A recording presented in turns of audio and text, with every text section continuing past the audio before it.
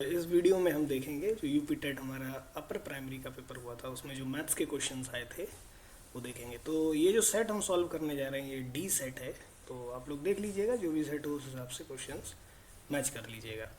चलिए शुरू करते हैं। ये फर्स्ट वाला क्वेश्चन 121 क्वेश्चन। तो इसमें आप देख रहे हैं कि एक सर्वेक्षण में प्रेक्षणों की संख्या 40 है। तो कुल जो प्रेक्षण है वो कितने हैं भाई? 40 है। यदि प्रथम 10 प्रेक्षणों का माध्य जो है वो 4.5 है तथा शेष का माध्य 3.5 हो तो पूरे सर्वेक्षण का माध्य क्या होगा? देखो 10 प्रशिक्षणों का माध्य कितना है? 4.5 है। तो इन 10 प्रशिक्षणों का योग कितना हो जाएगा?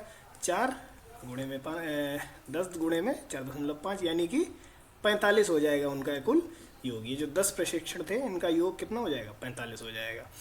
अब जो इसमें कहा गया है कि जो शेष है उनका माध्य 3.5 हो, तो भाई 10 प्रेक्षण तो हो गए। अब 40 कुल प्रेक्षण है तो शेष कितने बचे? 30 प्रेक्षण बचे। तो यानी कि जो 30 प्रेक्षण है उनका माध्य कितना है? 3.5। तो इन 30 प्रेक्षणों का योग कितना हो जाएगा? अब ये शून्य जो है ये वाला दशमलव हटा देगा तो 35 हो जाएगा। तो 35 तियाँ 105। तो 105 इन 30 का योग हो गया। 45 का योग, 45 जो है उन 10 प्रेक्षणों का। तो कुल 140 प्रेक्षणों का योग कितना हो जाएगा? 150। तो 150 जो है 40 प्रेक्षणों का योग हो गया। तो इसमें माध्य कैसे निकालते थे? कुल जो योग आता था और कुल जितनी भी संख्याएं यानी कि प्रेक्षण होते थे तो 40 हैं।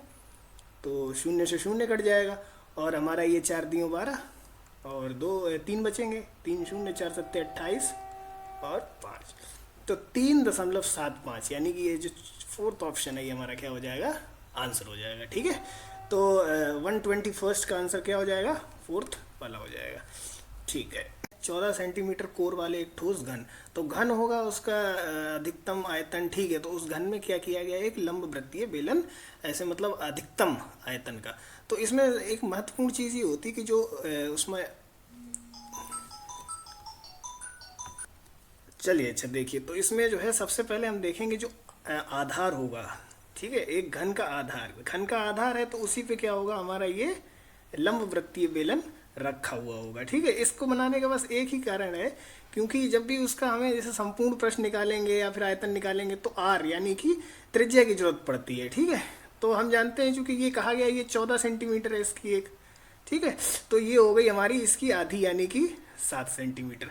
तो ये जो हमारा घन बनेगा मतलब जो बेलन बनेगा उसकी त्रिज्या कितनी होगी? 7 होगी। ठीक है।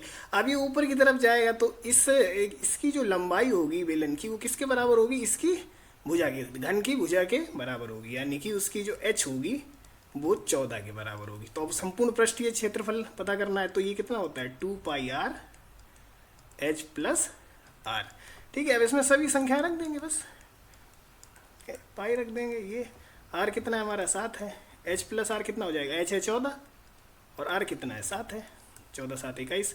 तो ये हो जाएगा 2 गुणे में 22/7, 7 गुणे में 21। तो इस पूरे को हल करेंगे तो हम देखते हैं हमारा उत्तर कितना आ जाएगा? 924 सेंटीमीटर स्क्वायर। ठीक है। जो कि ये ऑप्शन नंबर 1 है। ठीक है। 121 का हमने देखा था कि ऑप्शन नंबर 4 था।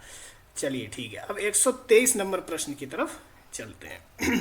तो 123 नंबर में कहा गया है कि 50 संख्याएं दी गई हैं। 123 देखिए 50 संख्याएं दी गई। हर संख्या को 53 में से घटाया जाता है। प्राप्त संख्याओं का माध्य -3.5 है। दी गई संख्याओं का माध्य। देखिए इसमें क्या है, इसको ऑप्शन से भी कर सकते हैं हम लोग। देखिए ऑप्शन में से जैसे मान लीजिए कि हर एक संख्या का, ये ऑप्शन से उठाते हैं। मान लीजिए कि हर एक संख्या का माध्य जो है इसमें दी गई संख्याओं का, मान लीजिए हर एक संख्या मतलब इन 50 संख्याओं का माध्य 49.5 है। इसको तो हम ये भी मान सकते हैं कि प्रत्येक संख्या मान लेते हैं कि एक से लेके 50 तक जितनी भी संख्याएं हैं सब मान लेते हैं कि सब क्या है? 49.5 ही मान लेते हैं। तो उसका माध्य 49.5 ये करने के लिए थोड़ा आसान बना देता है, बाकी कुछ नहीं है।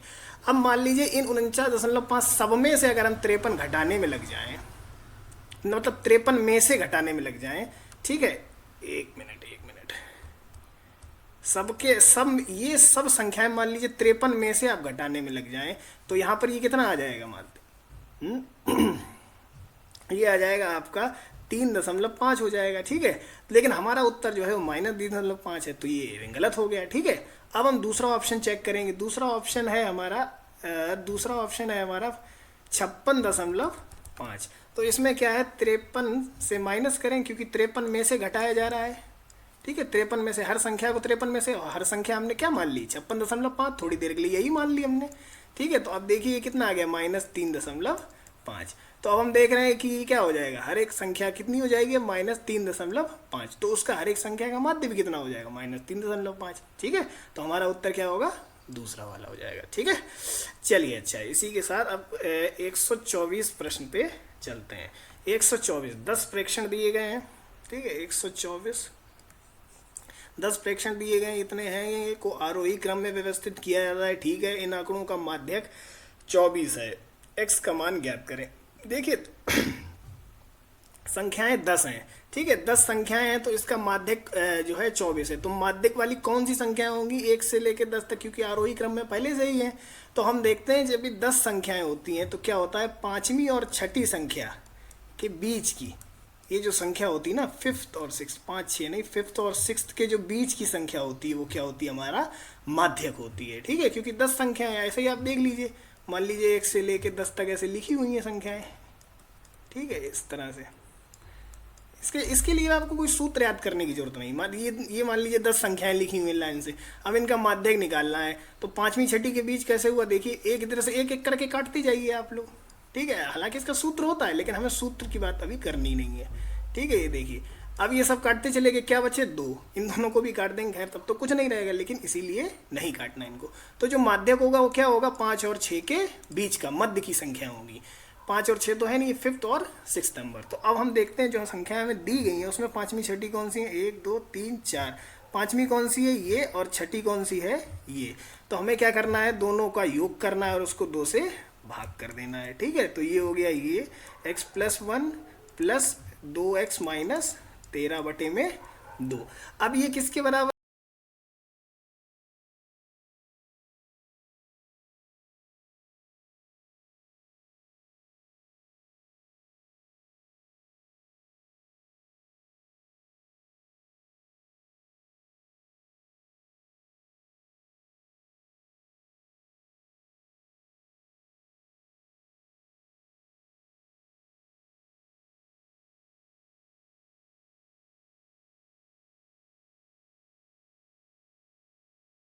है इन माध्यक जो है वो किसके बराबर, 24 के बराबर। तो ये क्या है, माध्यक का सूत्र हो गया हमारा, और ये 24 के बराबर है। ठीक है, तो x प्लस, अब ये 3x हो गए, x प्लस 2x।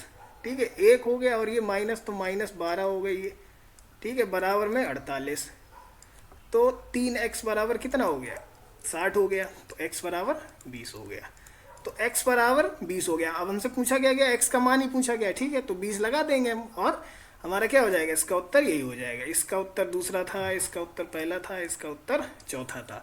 तो 124 125 वाला करते हैं। एक मैदान को 44 गायें 90 दिन में चर लेती हैं। तो 44 गायें 90 दिन में चर लेती हैं। ठीक है, तो मान लेते हैं इतना कुल हो गया चारा। ठीक है, इसी मैदान को कितनी कम ज़्यादा गायें 12 दिनों में चर लेंगी। तो सबसे पहले हम ये पता करें कि कितनी गायें उसको 12 दिनों में चर लेंगी। तो उन गायों को गाय को x मान लेते हैं, और 12 दिनों में कितनी गायें चर लेंगी। तो 12 दिनों में जितनी गायें चरेंगी इस मैदान को, वो बराबर किसके होगा, जितनी गायें 44 दिनों 9 दिनों में 44 गायें जितने मैदान को चरी थी। ठीक है, तो अब इसको देखिए हल करेंगे, 3 त्रिका 9, 3 चौकू 12, 4 11, ये कितना हो गया 33, यानी कि x बराबर 33, यानी कि 33 गायें इसी मैदान को 12 दिनों में चर लेंगी। ठीक है, तो अब ये पूछा गया है कि कितनी गायें मतलब ज़्यादा होंगी या कम होंगी। ठीक है, 44 पहले थी, 33 अब रहेगी, तो क्या होगा, 11 गायें कम हो जाएंगी। तो चौथा वाला हमारा आंसर हो जाएगा। ठीक है, अब देखते हैं 126 वाला, ए प्लस। तो ऐसी हम देखते हैं कि सबसे छोटा अविभाज्य संख्या हमारी कौन सी होती है, 2 होती है। तो अगर 2 में 2 और जोड़ देंगे तो 4 हो जाएगा। 4 तो अविभाज्य होता नहीं, तो ये वाला नहीं काम करेगा।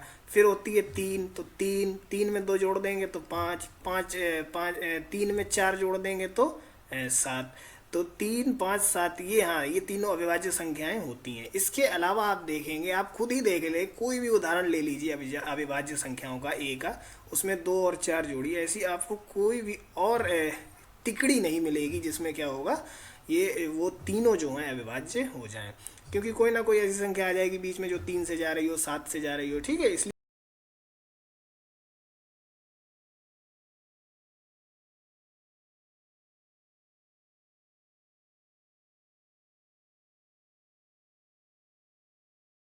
ये केवल एक ही ऐसा उदाहरण है जिसमें ये संभव होता है। तो इसका उत्तर क्या हो जाएगा, एक हो जाएगा।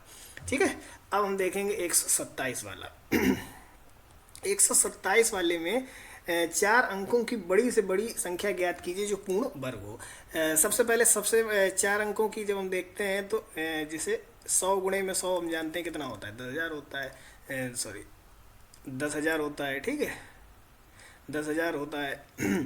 तो जो संख्या हमारी 4 अंकों की सबसे बड़ी होगी ऑब्वियसली 10,000 से तो छोटी होगी। ठीक है, और पूर्ण संख्या होगी, पूर्ण वर्ग हो तो हम देखते हैं कि उसके लिए क्या है, संख्या भी पूर्ण होनी चाहिए। तो सबसे छोटी संख्या क्या ले सकते हैं हम, 99 ही ले सकते हैं इससे छोटी, क्योंकि 100 में तो हमारी भाई ये 5 अंकों की संख्या हो रही है। ठीक है, तो 99 का हम जानते हैं वर्ग कितना हो जाता है, ये हो जाता है 9801। ठीक है, ये इसका आंसर हो जाता है। देखिए वर्ग निकालने का एक और आसान तरीका है, 9 में 81 होते हैं, 81 लिख लीजिए, ये भी 9 में 81 होते हैं, इन्हें भी लिख लीजिए। फिर 9 में 81 दूनी 162, 162 आप यहाँ लिख सकते हो वैसे। ठीक है, 162 यहाँ लिख लीजिए, इसको जोड़ लीजिए 1, 8 2 10 की 0 हासिल 7 1 8 और 9, ऐसे भी इसका उत्तर आ जाता है। ठीक है, तो 127 वाला हमारा उत्तर क्या हो जाएगा, 9801। 128 वाला देखिए। 128 वाले में जब, एक मिनट, तो 128 जब x की घात 13 प्लस 1 जो है को x माइनस 1 से भाग दिया जाता है तो शेष क्या रहता है। देखिए x माइनस 1 से भाग दिया जाता, तो हम इसका एक उदाहरण ये भी है, किससे भाग दिया जाता है। आपको ये जब भी शेष निकालने हो तो इसको ऐसे लिया करिए, x माइनस 1 बराबर 0, तो यानी कि x बराबर 1। अब आपका काम क्या है, जिसको भी भाग दे रहे हैं उसमें क्या करेंगे, x बराबर 1 रख देंगे, जो भी आएगा वो हमारा क्या शेष आ जाएगा। यूपी टेट या फिर सुपर टेट कहें तो इसी तरह का सवाल आएगा। बाकी भाग देने के लिए आपको ऐसा कभी नहीं करना है कि क्या करना है, भाग देने लग जाएं ऐसे। ठीक है, ऐसे कभी नहीं करना है, ये तो बड़ा लंबा भाई करते चले जाएंगे, इसको बड़ा टाइम ले लेगा। इसका यही ट्रिक है, टेक्निक है, कुछ भी कहिए। ठीक है, तो यही इसका तरीका है। तो हम क्या करेंगे, x बराबर 1 किस में रख देंगे, x की पावर 13 प्लस 1 में। तो x की जगह आप 1 रखेंगे, 1 की पावर 13 प्लस 1, तो ये कितना, ये 1 हो जाएगा और ये 1 है, ये तो ये कितना 2 हो जाएगा। तो इसका कितना शेष बचेगा, 2 बचेगा। ऑप्शन नंबर 4 इसका 2 था। ठीक है, अभी क्या कहा गया, यदि a और b समुच्चय c के अतिरिक्त उप समुच्चय हों तो a यूनियन फिर देखिए अच्छा क्या होता है, ये a union a intersection b। अच्छा एक बना के ही देख लेते हैं हम लोग। ठीक है, मान लीजिए ये पूरा हमारा एक सी सेट हो गया। ठीक है, उसमें एक ये इसका सबसेट ए हो गया छोटा सा, क्या कहते हैं उप समुच्चय, और ये हो गया बी। ठीक है, ये ए और ये बी। तो इसमें आप ये वाला पार्ट जानते हैं कि इस वाले पार्ट को क्या बोलते हैं, इस वाले पार्ट को बोलते हैं ए इंटरसेक्शन बी कह सकते हैं आप इसको। और ये जो दोनों मिला के हो जाते हैं क्या हो जाता है, ए यूनियन बी, जब दोनों को मिला लेते हैं। ठीक है, तो ए इंटरसेक्शन वाला पार्ट ये वाला हो गया हमारा, और ए यूनियन बी कौन सा हो गया। अब ए केवल ए ये होता है। ठीक है, और ए इंटरसेक्शन बी कितना होता है, तो ए को और इस वाले हिस्से को आप मिला लोगे तो क्या बनेगा, ये पूरा ए आ जाएगा ना हमारा जो भी था, ये देखिए आप पूरा ऐसा ए आ जाएगा। ठीक है, बी का ये वाला हिस्सा आएगा, लेकिन वो ए में भी है तो हम ये कह सकते हैं क्या है, इसको ए भी तो कह सकते हैं पूरे को। ठीक है, तो इसका उत्तर जो होगा हमारा क्या हो जाएगा, चौथा वाला ए। तो सबके इसके उत्तर एक बार लगा लेते करते हैं। ठीक है, बाकी हो ही रहे हैं सबसे। ठीक है, चलिए इसमें कहा गया एक गांव की जनसंख्या जो प्रतिवर्ष 5% बढ़ती है। तो जब भी प्रतिशत वाले सवाल आते हैं तो सबसे पहले इसमें क्या करना होता है, इसको भिन्न में बदल लेना होता है। तो 5% मतलब 1/20, यानी कि अगर 20 रही होगी जनसंख्या तो 1 वर्ष बाद वो कितनी हो जाएगी, 21 हो जाएगी। बस ये होता है इसका मतलब। ठीक है, अब देखिए आगे, यदि वर्तमान में उस गांव की जनसंख्या ये है तो 2 वर्ष पूर्व उस गांव की, वर्तमान में कहा गया 2 वर्ष कहा गया, तो पहले वर्ष में तो 20 से 21 बढ़ेगी, दूसरे वर्ष में भी क्या होगी, ये भी फिर से 5% बढ़ेगी, तो 20 से 21। ये चक्रवृद्धि ब्याज की तरह चल रहा है। इस तरह से उसके भी सवाल हम लोग हल किया करते थे। ठीक है, अब मान लीजिए जैसे एक वर्ष में जनसंख्या थी 100, तो दूसरे वर्ष में हो 1 वर्ष बाद कितनी हो गई, 105। अब जब 5% बढ़ेगी तो 100 पे नहीं 105 पे बढ़ेगी। तो इसी तरह का यही मेथड होता है करने का, यानी कि 20 गुणे में 20 कितना हो जाएगा भाई हमारा, 400 हो जाएगा। और 441। तो हम कह सकते हैं कि यदि संख्या 400 रही होगी तो 2 वर्ष बाद कितनी हो जाएगी?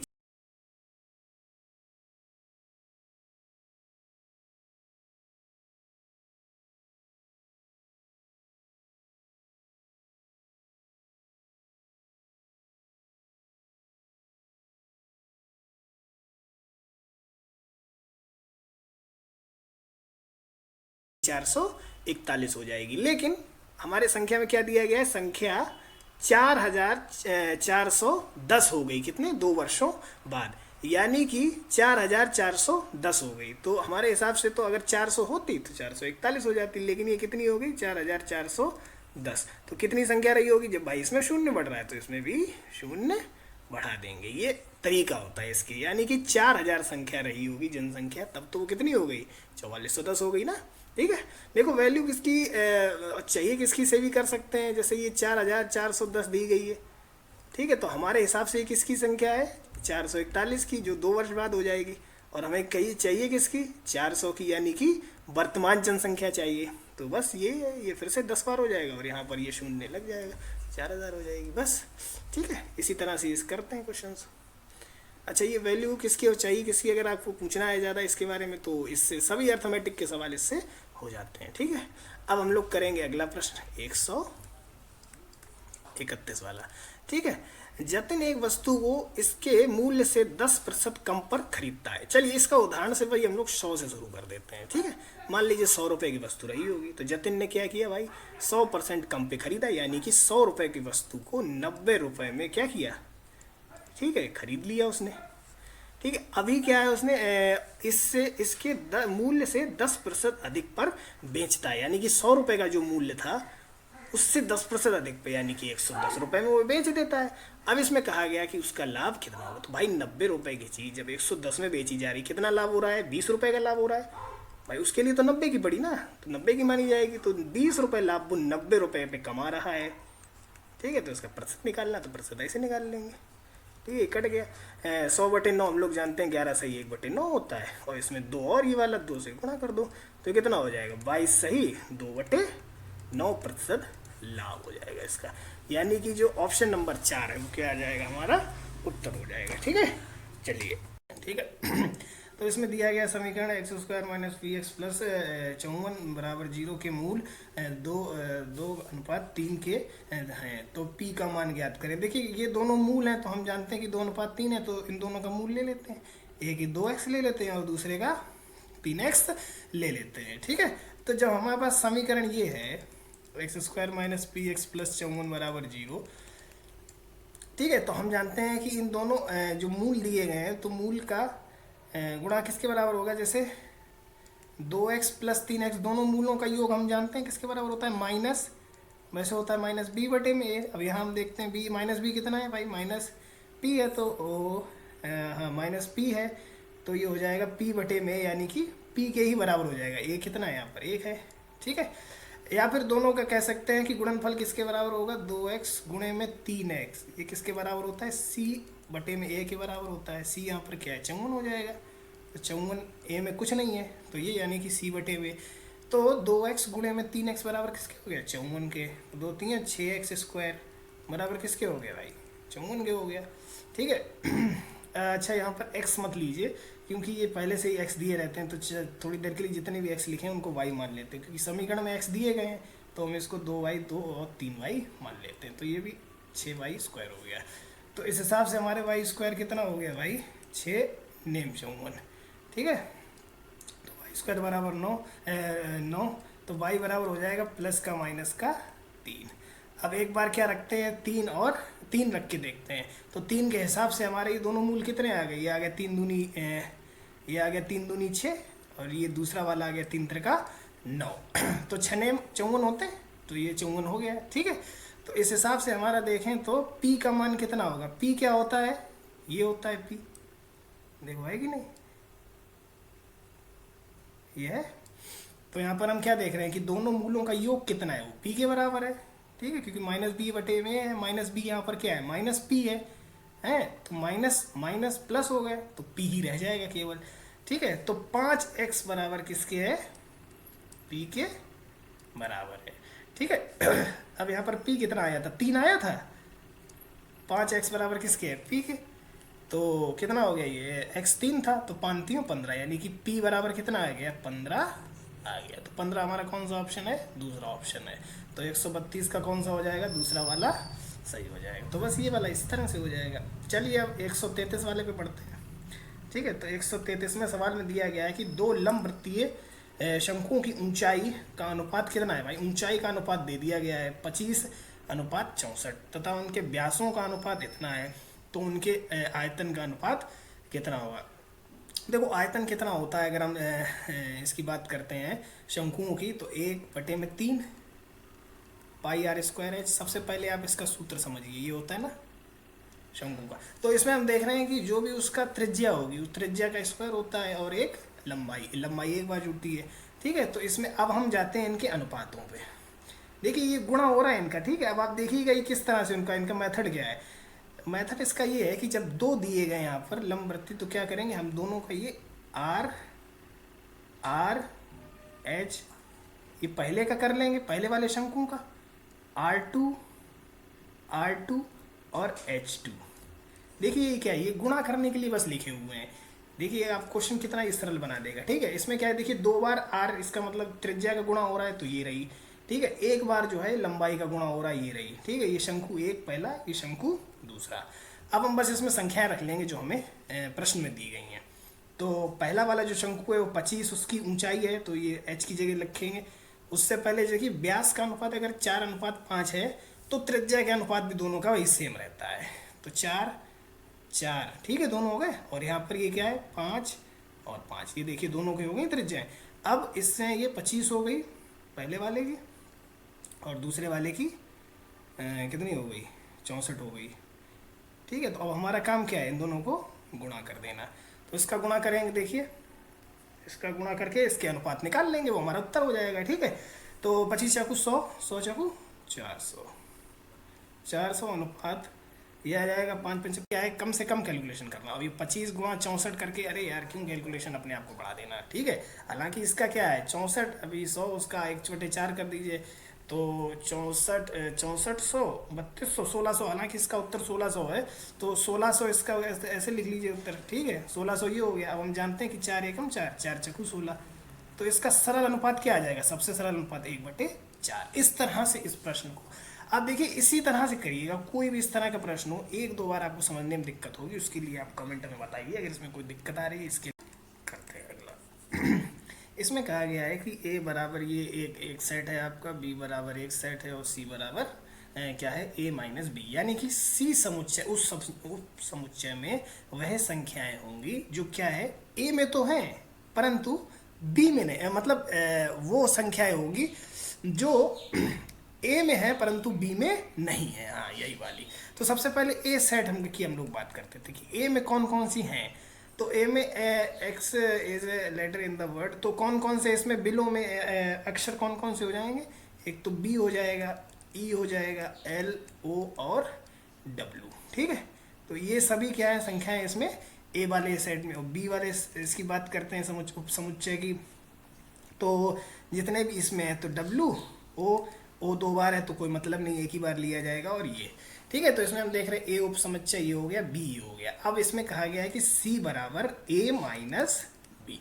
तो ए माइनस बी तो ऐसा होता है कि वो सभी संख्याएं जो ए में तो हैं परंतु क्या है, मतलब ए और बी मतलब जो दोनों में कॉमन हो जाती हैं, वो हम ए में नहीं लेंगे। यानी कि जो संख्याएं बी में हैं उनको हम क्या करेंगे, ए से हटा देंगे, वो हमारा क्या हो जाएगा, सी हो जाएगा। ठीक है, तो इसमें हम देखते हैं ए में बी, सबसे पहले डब्ल्यू देखते हैं। तो डब्ल्यू बी में है तो ए वाला डब्ल्यू हटा देंगे इसमें। ठीक है, तो इसमें डब्ल्यू नहीं लेंगे। ओ है, इसमें भी ओ है, ये भी हटा देंगे। ठीक है, एल है, इसमें एल भी हटा देंगे, ये लीजिए। ठीक है, अब हमारे पास क्या बचा, बी और ई। तो बी और ई हमारा क्या हो जाएगा, सी में हो जाएगा। ठीक है, तो इसका उत्तर कौन सा हुआ कि 2 हमारे ये क्या हो जाएंगे, इसमें 2 संख्याएं इसमें हो जाएंगे। ठीक है, एक मिनट बैटरी डाउन।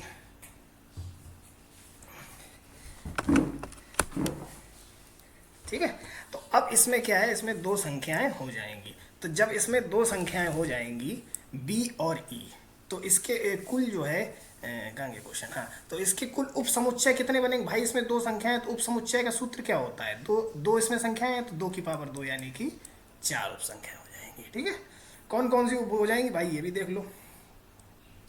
एक तो हो जाएगा केवल बी, एक हो जाएगा फाई, एक बी, एक केवल ई, और जो एक हो जाएगा वो बी और ई दोनों। कितने हो गए? 1 2 3 4, 4 उप समुच्चय हो गए। तो अपना उत्तर क्या हो जाएगा? 4। ठीक है, यानी कि सी वो समुच्चय होगा जिसमें क्या है, वो संख्याएं जो ए में तो हैं, मतलब जो ए में ही हैं, वो बी में नहीं है। ठीक है, यानी कि जो बी में है वो ए से हम निकाल देंगे, वो हमारा क्या है? सी बन जाएगा। ठीक है, अब हम बात करते हैं 135 में क्वेश्चन की। तो 135 में कहा गया है कि एक क्या क्वेश्चन है, हाँ, अब बात करते हैं कि एक समचतुर्भुज के विकर्ण जो है 10 सेंटीमीटर और 24 सेंटीमीटर है, इसका परिमाप क्या है? तो बहुत बढ़िया, देखिए ये क्वेश्चन है। इस तरह से एक समचतुर्भुज बना लेते हैं हम लोग। ठीक है, ये इसके विकर्ण हो गए। तो इसमें कहा गया है कि ये विकर्ण जो है 10 सेंटीमीटर और 24 सेंटीमीटर है, यानी कि जो ए बी है और सी डी, तो आप कह सकते हो एक विकर्ण जो ए बी बराबर है वो मान लीजिए 10 सेंटीमीटर है, और सी डी बराबर जो है वो है 24 सेंटीमीटर। तो हम लोग जानते हैं ये समचतुर्भुज में क्या होता है कि जो विकर्ण इसके हैं जहाँ पे काटते हैं तो आधे आधे दोनों विकर्णों को काटते हैं। ठीक है, तो ये वाला जब कटेगा तो ये 5 रह जाएगा यहाँ पे, और ये वाला कटेगा तो 12 रह जाएगा। ठीक है, और जी 90 डिग्री पे भी काटते हैं, यानी कि 90 डिग्री का कोण भी बनाते हैं ये। तो क्या हुआ, जब ये 5 हो गया और ये हो गया 12, तो भाई इतना तो हम लोग जानते हैं पाइथागोरस से कि कितना हो जाएगा? 13 हो जाएगा परिमेय से।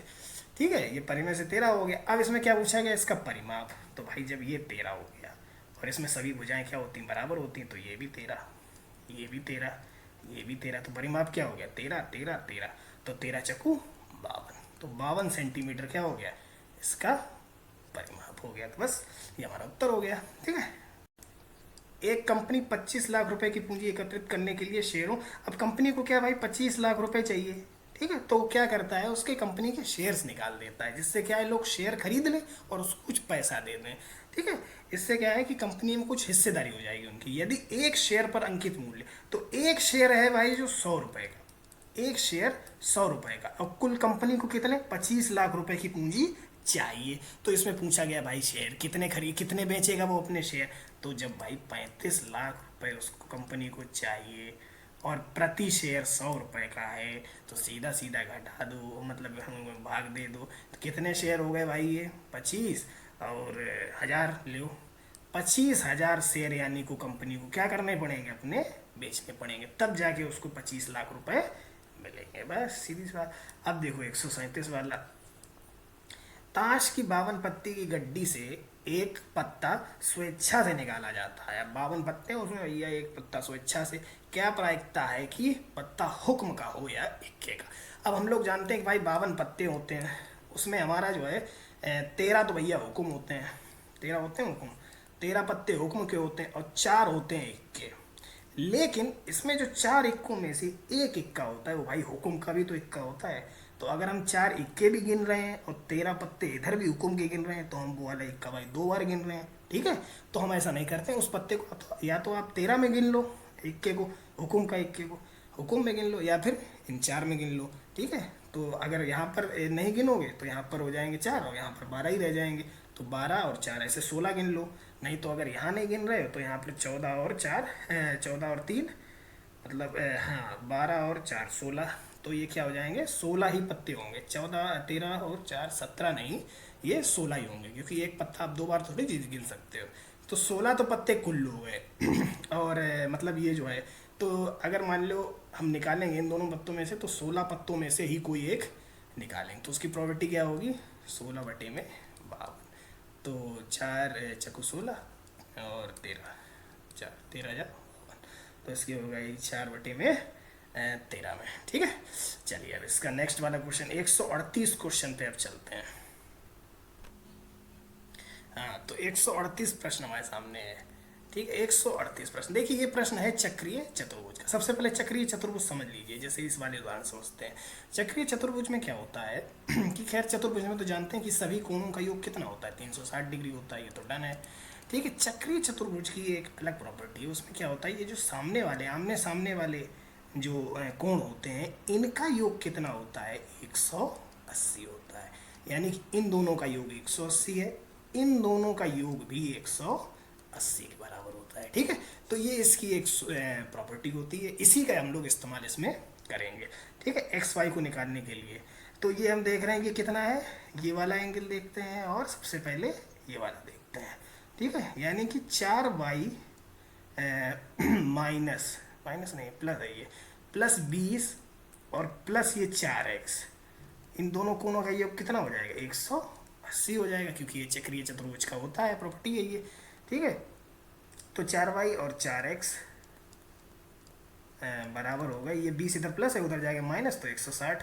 तो ये 4 इन दोनों से कॉमन ले लेंगे, तो ये y प्लस एक्स कितना हो जाएगा, 4 ये घट गया तो 40 रह गया। ठीक है, ये तो हमारा हो गया समीकरण नंबर 1। अब दूसरा समीकरण देखिए, देखिए इस वाले कोण को देखिए और इस वाले को, इन दोनों का भी होगा 180 हुआ। ठीक है, तो 3y minus 5 plus 7x plus 5, ये भी बराबर किसके, 180 के हुआ। अब देखिए ये 5 तो गए, तो 3y प्लस 7x बराबर 180। ठीक है, तो हम लोग यहाँ देखते हैं ये y प्लस एक्स बराबर 40 है और 3y प्लस, तो ये आपस में हटाने के लिए, इनको हल करने के लिए इसको भी 3 कर दीजिए, इसको 3, इसको भी 3 से गुणा कर देंगे तो 120 हो जाएगा। ठीक है, 4 3 12 40 3 120। ठीक है, अब क्या कर देते हैं, इस वाले सूत्र से ये वाला वो समीकरण माइनस कर देते हैं, तो 2 माइनस 3 1 करने पे क्या आएगा ये 3y और ये 3y तो गए, अब 7y minus 3x, 7x minus 3x, तो ये हो जाएगा 4x बराबर में 180 माइनस 120 यानी कि 60। तो x बराबर कितना आ गया, 15 आ गया है। ठीक है, 15 आ गया x बराबर। अब क्या है, अब x से y निकालना, देखिए यहाँ से भी निकाल सकते हो, अब तमाम सूत्र मिले थे हमें, एक सूत्र तो यही मिला था अभी यहाँ, इससे पहले क्या था, यहाँ पर क्या लिखा था, y प्लस एक्स बराबर में 40 लिखा था ना, तो अब हम x जान गए कि 15 हो गया है, यहाँ पर y बराबर कितना हो जाएगा, 40, तो y बराबर 15 जाके उधर माइनस हो जाएगा, यानी 25, यानी कि 15 x कॉमा वाई लिखना ना, तो 15 कॉमा में 25, ये हमारा उत्तर हो जाएगा इसमें। तो कौन सा आंसर है, ये फर्स्ट वाला। ठीक है, इस तरह से ये होता है। इसमें बस चक्रीय चतुर्भुज का जो है एक वो प्रॉपर्टी यूज हुई है कि जो है आप सामने सामने वाले कोणों का योग कितना, 180 हो जाता है। चलिए भाई, अब 139 प्रश्न पे आगे बढ़ते हैं। देखिए हौच पौच हो जाता है कभी कभी लिखते लिखते, आप थोड़ा साथ साथ चलते रहिए तो एकदम समझ में आएगा।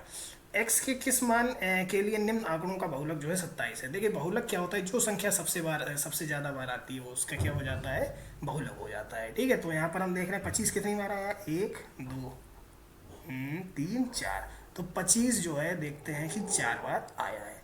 अब 27 1 2 3 बार 27 आया है।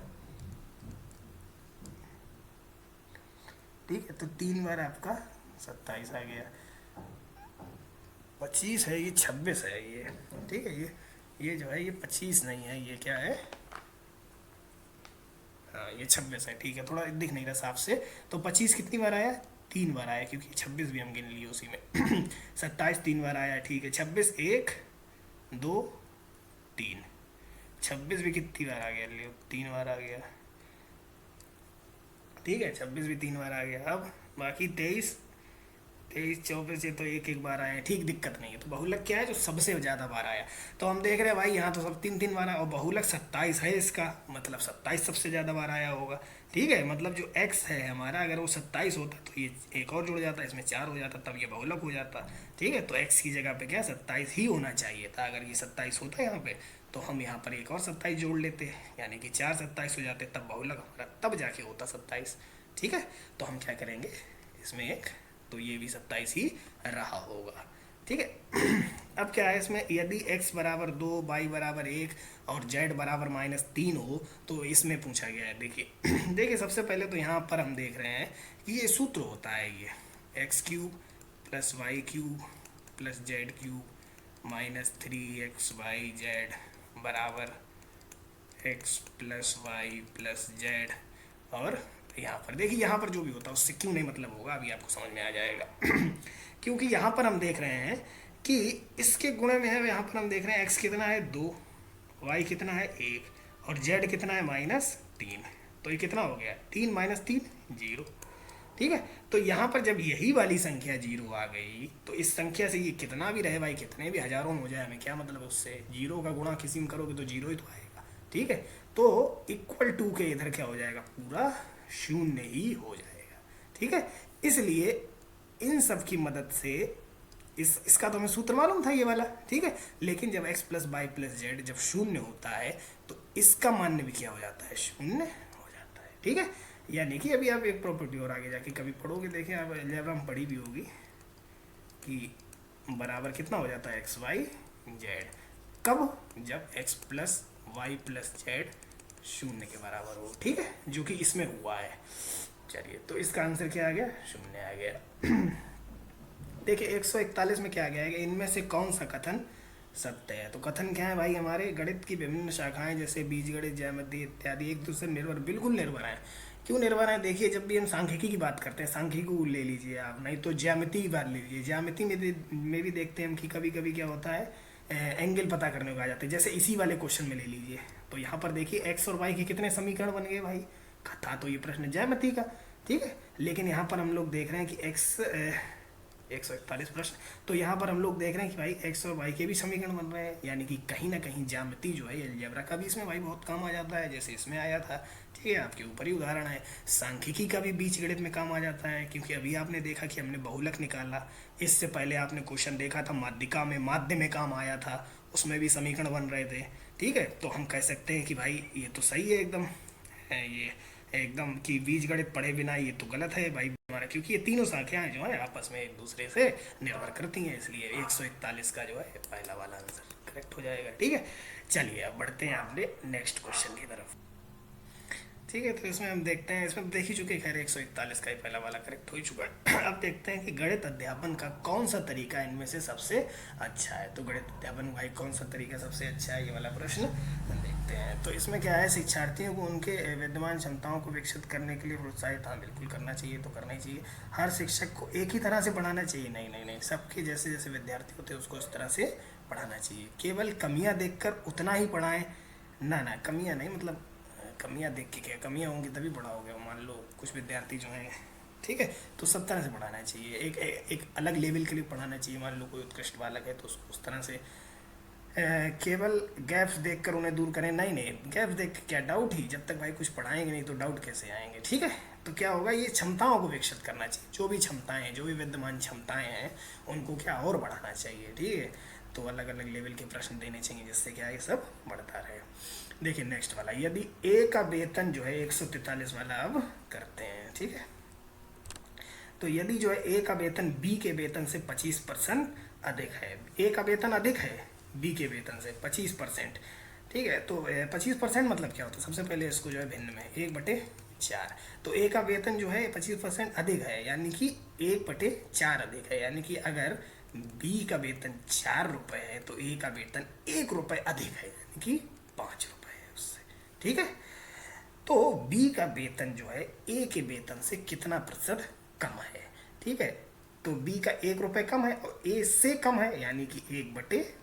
अब इसका प्रतिशत निकालना है, 100 से गुणा कर देंगे बस, तो ये कितना आ गया, 20%।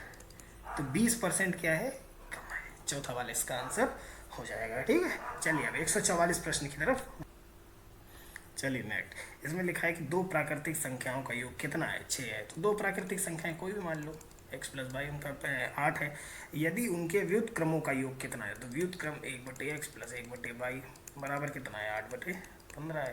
तो दोनों संख्याओं को ज्ञात करें। देखिए आप ये करने के लिए कर भी सकते हैं, मतलब इसको हल कर लीजिए। हल करने के लिए क्या है, x ऊपर जाएगा, ये इधर y आ जाएगा, प्लस हो जाएगा x, नीचे क्या हो जाएगा, xy हो जाएगा, बराबर किसके आ जाएगा, ये फिर से 8/15 के बराबर है। तो x प्लस वाई ये वाला, इस समीकरण से हम यहाँ तक पहुँचे। x प्लस वाई हम जानते हैं कितना होता है भाई, x प्लस वाई 8 के बराबर है, तो ये भी 8 हो गया।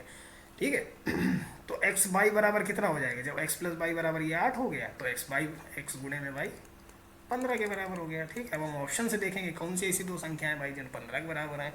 तो एक साथ ना 4 चौक 16, 6 दूने 12, 3 पंजे 15, तो यही दो संख्याएं हैं क्या जिनका ऐसे गुणनफल कितना 15 हो जाएगा, और व्युत्क्रम भी तो ये। ठीक है, तो 144 का हमारा दूसरा वाला है। किसी परिवार का मासिक व्यय जो है ऐसे दिया गया है, शिक्षा तथा यात्रा पे खर्च का अंतर 4,000 है, तो परिवार की कुल आय। शिक्षा पे हम देख रहे हैं कि 25% खर्च कर रहा है और यात्रा पे 15% खर्च कर रहा है। तो दोनों का अंतर कितना आ गया भाई? 10% आ गया अंतर। ठीक है, तो ये अंतर आपको बताया जा रहा है कि कितना, 10% बराबर कितना है? 4,000 है। तो किसी भी चीज़ का 10% बराबर जब 4,000 है, यानी कि उसकी आय का 10% के बराबर कितना है? 4,000 के। तो 100% भैया पूरी आय कितनी हो जाएगी? 40,000 के पास। कितना आसान है। ठीक है, 40,000 इसकी आय हो जाएगी। ये रहा तीसरा ऑप्शन। चलिए अब नेक्स्ट क्वेश्चन की तरफ हम बढ़ते हैं। 146वां क्वेश्चन करते हैं। 146 चल क्यों नहीं रहा? 146। ठीक है, तो इसमें देखते हैं कि एक धार्मिक आयोजन में जो है स्त्री और पुरुषों की संख्या का अनुपात कितना रहा? तो स्त्री, फीमेल और मेल, इनका अनुपात कितना रहा? 3:2। 20 और पुरुष के आने से अनुपात उलट गया। अच्छा ठीक है, 20 और पुरुष, यानी कि पुरुष ही आए हैं, महिलाएं तो जितनी पहले थी उतनी नहीं है। ठीक है, तो जब 20 और पुरुष आ गए, तो जब प्लस 20 और पुरुष आ गए मेल्स, तो अनुपात जो है उलट गया, यानी कि 2:3 हो गया। तो हम जानते हैं भाई महिलाएं तो पहले ही बराबर थी, अब भी बराबर हैं, मतलब वही रहेंगी। ठीक है, तो क्या करते हैं कि महिलाओं का जो 3 और 2 है इसको समान कर लेते हैं। समान कब होगा? ये 6 पे जाके। ठीक है, तो इस वाले को 2 से गुणा कर देते हैं और इस वाले को 3 से, तो देखो 6 बन जाएंगे भाई। ठीक है, तो ये करने के बाद अब हमारे पास नया अनुपात क्या आएगा? 3 दूनी 6 महिलाओं का और 4 पुरुषों का। और ये कितना हो जाएगा? ये भी 6 और ये 9। तो हम देख रहे हैं ये जो 5 का अंतर आया है, 4 से 5 हुए हैं पुरुष, क्योंकि महिलाएं पहले भी बराबर थी, अब भी महिलाओं में कोई बर्तन नहीं। यहाँ हमारे हिसाब से तो जो हमने भाई अपना लगाया है दिमाग, उसके हिसाब से तो 5 बढ़े हैं पुरुष, लेकिन असली में 4 बढ़े। अगर 6 महिलाएं पहले भी रही होती, अब भी रही होती, तो उनमें 5 पुरुष ऐसे बढ़ते, लेकिन 20 बढ़े हैं, यानी कि 5 चक्कू 4 गुना इधर बढ़ गए। तो ये सब भी 4 गुना रहे होंगे, इसीलिए क्या करते हैं 6 चाकू, यानी कि 24 महिलाएं रही होंगी। ठीक है, पहले क्या है?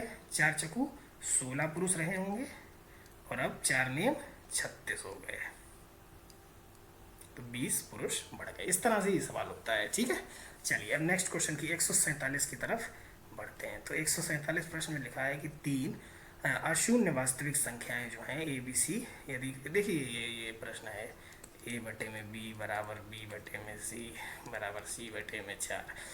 देखिए इस प्रश्न को देखिए, ये सब क्या है? इन सब में बराबर दिए गए तीनों, तो बराबर कर लीजिए। इन सबको एक एक एक कर लीजिए भाई। अगर इन सब का जो है योग 1 आ जाए तो ये 1 मान लेंगे कि नहीं? एक एक बराबर एक, एक बराबर एक तो होता ही है ना। ठीक है, एक एक करने के लिए क्या करेंगे? ए को बराबर 2 के रख लीजिए, बी को बराबर 3 के। ठीक है, देखिए जरा 2/2 बराबर 3/3 होता है ना, 4/4 ये सब एक ही तो है। ठीक है, तो ए को हम 2 मान लेंगे, बी को हम 3 मान लेंगे और सी को 4 मान लेंगे। ठीक है, अब देखिए यहाँ पर ये वाला जो दिया गया है ना, ये भी 1 के बराबर होगा, क्योंकि ये सब जब 1 के बराबर हुए तो 2a minus 3b plus 5c बटे में के है, के बटे में ये भी 1 के बराबर होगा। ठीक है, ए बी सी अब हम जान चुके हैं, तो उनकी संख्या रख देंगे। 2a है और a कितना है? 2, तो 2 दूनी 4 प्लस माइनस है, माइनस 3b है, b कितना है? 3, तो ये 9। अब 5c प्लस c कितना है? 4, तो प्लस 20। नीचे कितना हो जाएगा? k बराबर किसके? 1 के। तो k बराबर कितना हो जाएगा? k इधर चला जाएगा, इधर से k बराबर हो गया, कितना हो गया? ये माइनस का 5 और प्लस ये 20, तो 15 हो जाएगा। ठीक है, तो k बराबर हमारा उत्तर कितना आ रहा है? देखिए -5 प्लस 20 बराबर k, ये कितना हो गया? 15 बराबर k। तो k की वैल्यू कितनी आ गई? 15 आ गई। ठीक है, तो इस तरह से ये 147 वाला भी हो जाएगा हमारा। चलिए 148 वाला करते हैं। यदि a और b कोई 2 समुच्चय हैं, a और b 2 समुच्चय हो गए। ठीक है, a माइनस बी बराबर कितना है? अरे इसका तो अभी हम लोग एक प्रश्न करके ही आए हैं। ठीक है, हो तब a और ये इंटरसेक्शन b कितना होगा? देखिए अब आप समझिए, इसका मतलब ये कहा गया कि a में कोई भी ऐसा संख्या नहीं है जो b में भी हो, तभी तो a बराबर ऐसे। इसका मतलब ये होता है कि a में कोई भी ऐसी संख्या नहीं है, मतलब इन दोनों में कुछ भी ऐसा कॉमन नहीं है। अगर कॉमन होता तो वो ए में से हट जाता, क्योंकि ये माइनस बी किए हुए हैं हम, ठीक है। माइनस बी का ये मतलब होता है, मान लीजिए ए में हमारे एलिमेंट हैं 2, 3 और 4, ठीक है, और मान लीजिए बी में हमारे एलिमेंट हैं 4, 5, ये 2 एलिमेंट। तो जब हम a माइनस बी करेंगे, इसका मतलब कि हमें a में वो एलिमेंट रखने हैं, वो एलिमेंट हटा देने हैं जो b में और a में दोनों में हैं। तो a माइनस बी कितना हो जाएगा, 2 और 3, 4 नहीं होगा क्योंकि 4 b में है, जो कि हमें नहीं रखना है, ठीक है। तो इस तरह से इसको समझिए। तो इसमें कहा गया कि a माइनस, इसको अलग अलग कर लीजिए कि a माइनस बी आपने किया तो a में से कुछ कमी नहीं हुआ, मतलब ये दोनों बहुत अलग अलग हैं, अलग अलग है, इनमें कुछ भी कॉमन नहीं है, ठीक है। तो ए इंटरसेक्शन बी कितना हो जाएगा, हमने यहाँ पर देखा कि ए माइनस बी बराबर 2, 3 तब होते जब क्या है, ए और बी में हम देख रहे हैं कि 4 कॉमन है, ठीक है।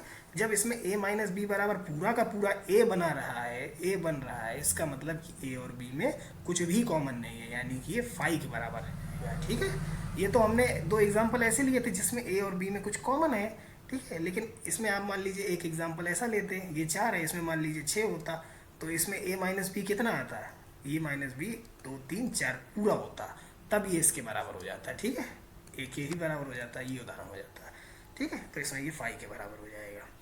चलिए 149 वाला देखते हैं। यदि समीकरण x square minus b x plus c बराबर 0 के मूल 2 क्रमागत पूर्णांक संख्याएं हों तो वी स्क्वायर माइनस 4ac है। देखिए इसमें क्या है, इसमें आप एक तो उदाहरण लेके भी दे सकते हैं कि मान लीजिए 2 क्रमागत संख्या आपने अपने आप से ले ली, ठीक है। मान लीजिए 2 आपने 1 और 2 मान लिया कि इसके 2 क्रमागत संख्या, तो इसका द्विघात समीकरण बनाना है, तो द्विघात समीकरण इस तरह से बन गया, ठीक है। देखिए x square minus x minus 2x और प्लस का 2, तो ये कितना हो गया, एक्स स्क्वायर माइनस 3x और प्लस का 2, ये समीकरण बन गया। ये समीकरण कैसे बना है, जब भाई 1 और 2 हमारे क्या है, क्रमागत पूर्ण संख्या है, कोई दिक्कत नहीं है। अब आपको बताना है, देखिए इस हिसाब से अगर हम देखें, कंपेयर करें, एक्स स्क्वायर क्या है माइनस बी एक्स हो गया प्लस सी हो गया ना, ये बराबर 0, ये बराबर 0। तो यहाँ पर हम देख रहे हैं बी बराबर कितना है, 3 आ गया, बी बराबर 3 आ गया, और सी बराबर कितना आ गया भाई, 2 आ गया। अब हमें क्या बताना है, बी स्क्वायर माइनस 4ac, तो बी स्क्वायर कितना हो गया, 3 3 का 9, 3 का स्क्वायर माइनस 4c यानी कि 4 × 2, तो कितना हो गया 9 माइनस 8, भाई किसके बराबर, 1 के बराबर होता ना, ठीक है। तो इसका उत्तर 1 हो जाएगा इस हिसाब से, ठीक है। ऐसे होता है सॉल्व ये। इसका और भी मतलब डायरेक्ट फॉर्मूला भी है, लेकिन इस तरह से आप कर लो एग्जाम्पल लेके। अभी लास्ट क्वेश्चन हाँ, तो देखिए लास्ट क्वेश्चन में क्या गया कि 2 संख्याओं का मासा और लासा ये दिया गया है। यदि एक संख्या ये है तो दूसरी संख्या, देखिए हम जानते हैं कि एलसीएम गुणे में एचसीएफ, ये क्या होता है, हमारी दोनों संख्याओं का गुणा होता है इसके बराबर, ठीक है। तो लासा हमें दे रखा है, मासा दे रखा है, तो लासा हो गया 1989 और मासा हो गया भाई आपका 13, और ये किसके बराबर है, दोनों संख्याओं के योग के बराबर। तो एक संख्या में मालूम 117, दूसरी नहीं मालूम, उसको भी कर लीजिए, ठीक है। अब इसको हम लोग डिवाइड करेंगे, ये क्या 117 नीचे आ जाएगा, तो 1989 गुणे 13 और ये 17 नीचे, ठीक है। इसके बी की दूसरी संख्या के बराबर, तो हम लोग जानते हैं 13 नेमा 117, 9 से इसको भाग कर देंगे, कितना हो जाएगा 9 दूनी 18, 1 बचा 9 दूनी 18, 9 एकम 9, ठीक है। तो ये बी बराबर कितना आ गया 221 आ गया, ठीक है। ठीक है, कितना सरल पेपर था, थर्ड वाला ये ऑप्शन हो जाएगा। देखिए ये तो हमारी तरफ से ख़त्म हो गया भाई सॉल्यूशन। इसके अलावा जिन लोगों को भी भाई लग रहा है कि कुछ इससे कोई क्वेश्चन इससे और अच्छे से सॉल्व हो सकता है, लेकिन टेक्निक तो ट्रिक तो बहुत है, लेकिन जो ठीक लगी उसको मैंने बताया, ठीक है। बाकी आप लोग अपने सुझाव दीजिए, सजेशन दीजिए, और अच्छा लगा हो तो भाई सब्सक्राइब वगैरह भी कर लीजिए, आगे इस तरह के वीडियो आते ही रहेंगे, ठीक है। चलिए।